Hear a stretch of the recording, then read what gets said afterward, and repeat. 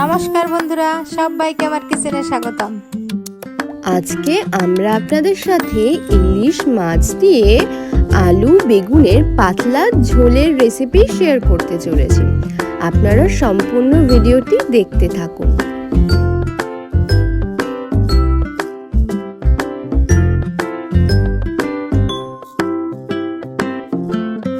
এই রেসিপিটি করার জন্য সবার প্রথমে ইলিশ মাছের গায়ে নুন হলুদ মাখিয়ে সর্ষের তেলে ভালোভাবে মাছগুলোকে ভেজে তুলে নিতে হবে।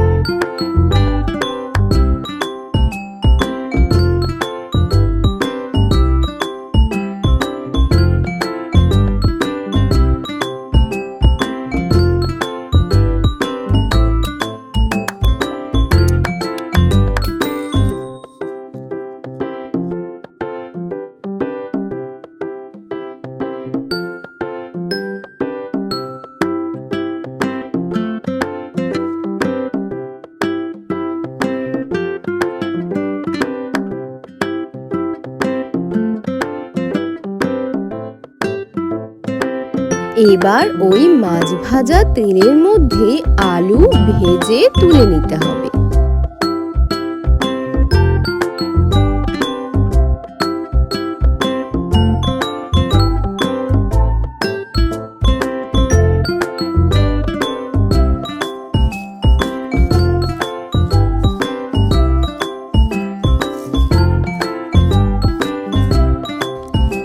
আলু ভাজা হয়ে গেলে বেগুনগুলো হালকা ভেজে তুলে নিতে হবে। বেগুনগুলোকে খুব বেশি ভাজার প্রয়োজন নেই।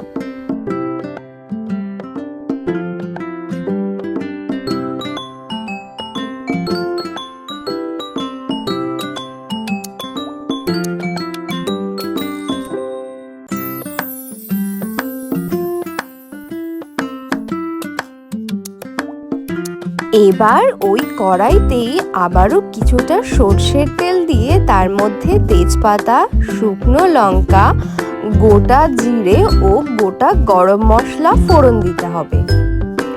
এবার আদা ও জিরে বাটাও দিয়ে দিতে হবে। এবার দিয়ে দিতে হবে কাঁচা লঙ্কা বাটা আর কিছুটা পরিমাণে সাথে দিয়ে দিতে হবে শুকনো লঙ্কার গুঁড়ো।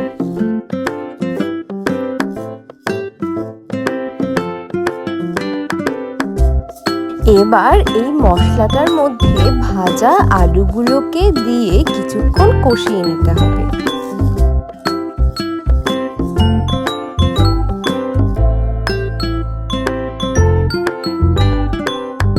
এবার দিয়ে দিতে হবে হলুদ গুঁড়ো ও নুন।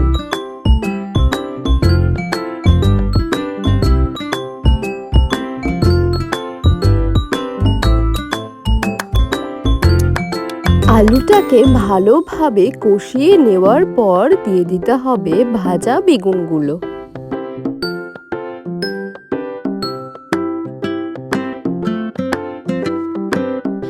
এবার ঝোলের জন্য জল দিয়ে দিতে হবে।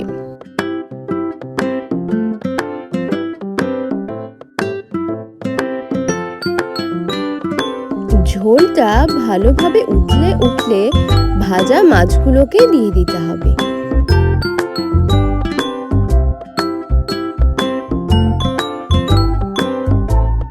ব্যাস, এবার সবকিছু খুব ভালোভাবে কিছুক্ষণ ফুটিয়ে নিলেই তৈরি হয়ে যাবে ইলিশ মাছ দিয়ে আলু বেগুনের পাতলা ঝোল। সম্পূর্ণ ভিডিওটি দেখার জন্য অসংখ্য ধন্যবাদ। ভিডিওটি ভালো লাগলে অবশ্যই লাইক, কমেন্ট, শেয়ার করবেন।